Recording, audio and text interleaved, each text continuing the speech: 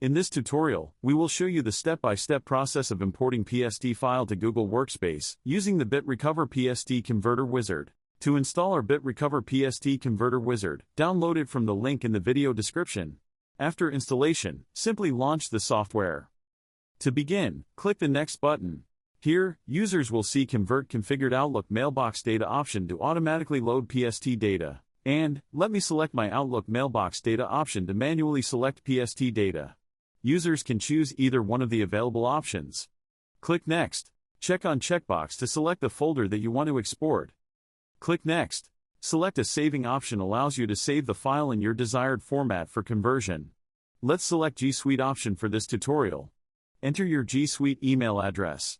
Uncheck the Using Google OAuth authentication option to sign in with a Gmail app password. Next, simply click the Convert button, and the import will begin.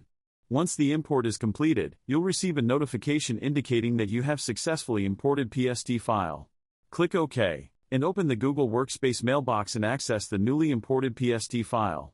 Let's take a look at advanced filter options of our tool. Here user can see multiple export options to be included or excluded in converted files, such as date range, from, to, subject, exclude folders, and others.